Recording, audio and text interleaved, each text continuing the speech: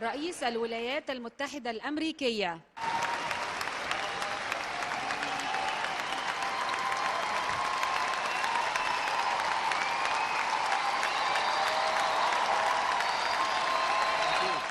I'm grateful for your hospitality and the hospitality of the people of Egypt.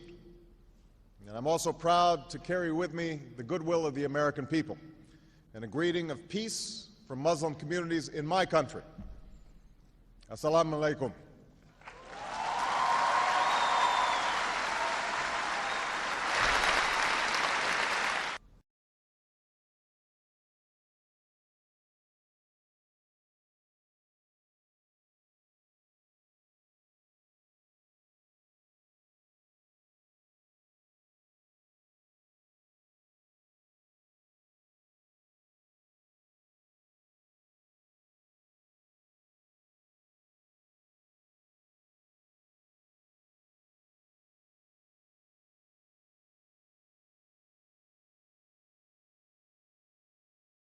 አገራችንን ኢትዮጵያ መጀመሪያ ላይ ተናገርኩት እቺ ኢትዮጵያ አገራችንን የምትኖረው ሃይማኖታችን ስትቆም ነው ብያለሁ።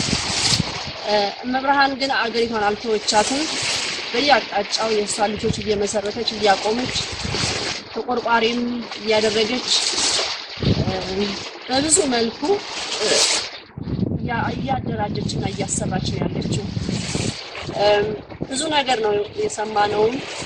ደስ ያለኝ አንዱ ደግሞ በጣም ደስ ያለኝ በእነዚህ በጣና ሐይቅና ሌላም ገዳማቶች ላይ ነጮች እዚህ መኖር ማደር አይችሉም፣ አዳር ማደር አይችሉም። ቱሪስቶች አይመጡም አይደለም፣ መጥተው ግን ማደር አይፈቀድላቸውም፣ አያድሩም። እንደው ሌላ የሆነ ትዕዛዝ ካልሆነ በስተቀር እንጂ በጭራሽ አያሳልፉም። እኔም እንደማቀው ከሆነ እህተ ማርያም በነጮች ላይ ጥላቻ አለባት። እኔ ጥላቻ አይደለም፣ አሁንም መብርሃን የምትለው ነው። ጠላቶቼ እችን ለማጥፋት እችን ለማውደም የተዘጋጁ አንደኞች ነጮች ናቸው። ይሄ የታወቀ ነው። ምንም የሚደበቅ ነገር የለም። ብዙ ነገሮችን ስናስብ አሁን እንግሊዝ ሀገር ላይ ሙዚየም ውስጥ ብዙ የኢትዮጵያኖች ንብረት አሉ። እንዴት ሊገቡ ቻሉ? እነሱ እዛ እንደዚሁ እየተሰረቁ በገንዘብ እየተለወጡ ነው። እና አሁንም በውጭ ዓለም ላይ ያሉ ኢትዮጵያኖችን እንደዚሁ የኛን የሆነ ንብረት ስታዩ ልንጸልይ ይገባል። ወደ ሀገሯ ሁሉም ንብረታችን እንዲመለስልን። ምክንያቱም ያ ማንነታችን ነው። ያ የተዋህዶ መሰረት የኢትዮጵያ ስሯ ነው።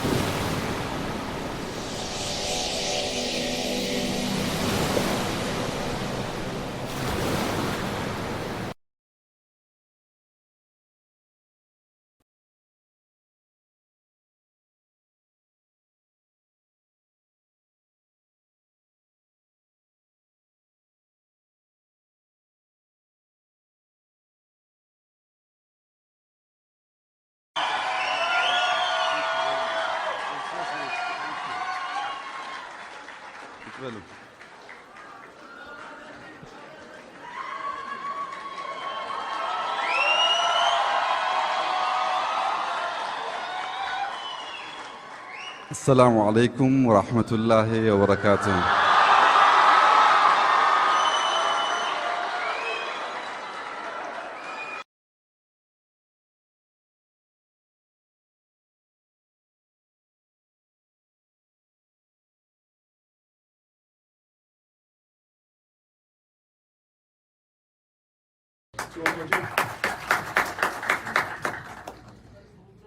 የተከበራችሁ ሁላችሁም በዚህ ታሪካዊ ቀንና ቦታ ላይ የተገኛችሁ ኢትዮጵያውያንና ትውልደ ኢትዮጵያውያን በሙሉ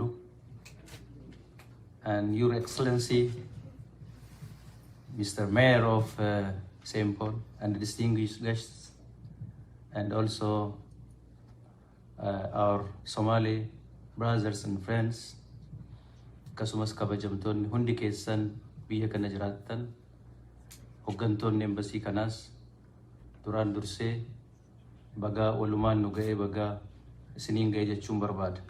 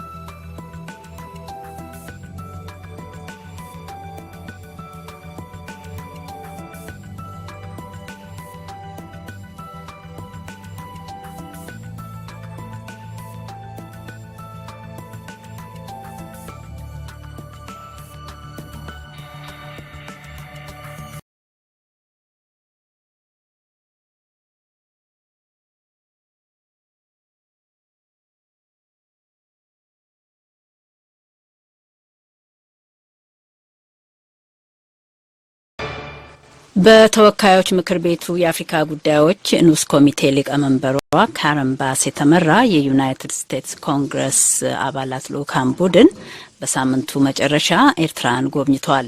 ከ14 ዓመታት በኋላ የመጀመሪያ በሆነው የኮንግረስ አባላት የኤርትራ ጉብኝት ከኮንግረስ ወመን ካረን ባስ ጋር ወደ አስመራ የተጓዙት አዲስ ተመራጮቹ የምክር ቤቱ አባላት ኢልሀን ኦማርና ጆ ወይም ዮሴፍ ንጉሴ ናቸው። በኤርትራ የዩናይትድ ስቴትስ ኤምባሲ በወጣ መረጃ መሰረት አዳዲሶቹ የምክር ቤቱ አባላት ሁለቱ ማለትም ኢልሀንና ጆ ንጉሴ የመጀመሪያ ይፋ የውጭ ሀገር ጉብኝታቸው ኤርትራ እንድትሆን ምርጫቸው ባደረጉት መሰረት ነው የተጓዙት። የልኡካን ቡድኑ ከኤርትራ የውጭ ጉዳይ ሚኒስትር ኦስማን ሳልህ ከፕሬዝዳንታዊ አማካሪው የማነ ገብረአብና ከኢኮኖሚ ጉዳዮች ኃላፊው ሀጎስ ገብረ ሕይወት እንዲሁም ከማስታወቂያ ሚኒስትሩ የማነ ገብረ መስቀል ጋራ ተገናኙ።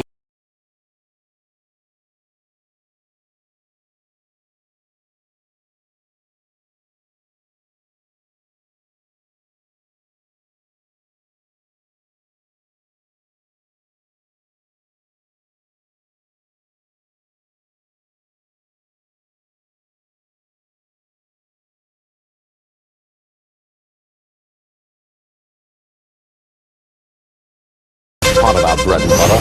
Ilhan Omar catching heat on Twitter for suggesting that politicians were being forced to pledge allegiance to Israel.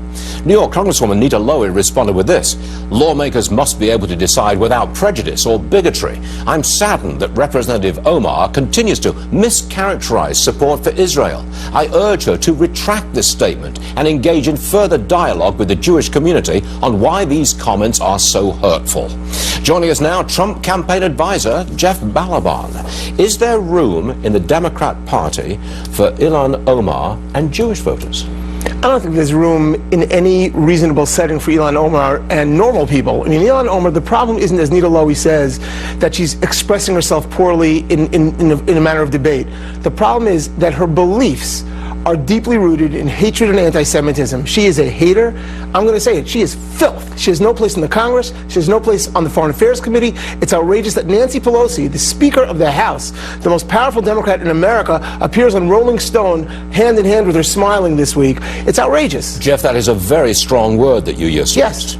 You know? She is a filthy, disgusting hater. So what? She's in Congress. That's the problem. The problem is they have now taken anti-Semitism at its worst, most base, disgusting force, and they've mainstreamed it. And this started when they let Keith Ellison, who was known to be the Nation of Islam spokesman. Nation of Islam is not a normal Islamic group. It is an Islamist, hateful group. It is a group run by Louis Farrakhan, who is a profound hater of Jews, not just of Jews, by the way, of many other people as well. And they mainstreamed it by allowing him to be the deputy chairman of their party. It's got to stop. Okay, but you used extremely strong language. Yes. Insulting language there, insulting to Ms. Omar. You've used it. Yes. I don't hear other Jewish members of Congress saying the same thing. They're not making the same demands and they're not using the same language. Absolutely correct. They're still playing politics, and that's why people are beginning to say there's no room for Jews in the Democratic Party. I think the older generation, it's beginning to happen a little bit, but more and more younger and younger Jews realize this is ridiculous. They've had this hegemony. There's like this ghetto of Jewish voters in the Democratic Party, and it's built on them trying to exploit the Jews and make the Jews be afraid of the people who are actually their friends. So when you have Chuck Schumer saying that the Republicans are making Israel a partisan issue, what does that mean? It means you have President Trump, who has moved the embassy to Jerusalem, who stands for Israel at the UN against the anti-Semitism of the UN, who has Jewish grandchildren, and their response is they're the ones who are saying, we're going to stand now with the ones who hate us. We're the respond ones, we're going to bring them into Congress, put them on the Foreign Affairs Committee when they say that Israel's hypnotized the world, that Jews control the world through money, that the Jews have some kind of, we're forcing them to pledge allegiance. This is the oldest form of hatred. It is the most violent and vile form of hatred, and it has no room in public discourse. Do you want your strong words, and you are an advisor of the Trump 2020 campaign, are you comfortable with using the very, very strong language as an advisor of the Trump campaign? Listen, I'm using this as a Jew. I'm using it as someone whose family directly feels threatened, but literally threatened, physically threatened in the culture that's being created now by the mainstreaming by the Democrats of these kinds of people. Listen, if someone's going to tell me that they're going to talk to Ilhan Omar and she'll retract it all and apologize, not for her words. She keeps on trying to use these mealy-mouthed apologies for words, and then she doubles down with another anti-Semitic tweet or statement. The problem is she has a belief system, a belief set that Jews are evil and control the world. That has no place in America in public discourse. It's got to go. All right, Jeff, we hear you loudly and clearly. Thank you very much for being on the show. We appreciate it, sir. Sure. Thank you.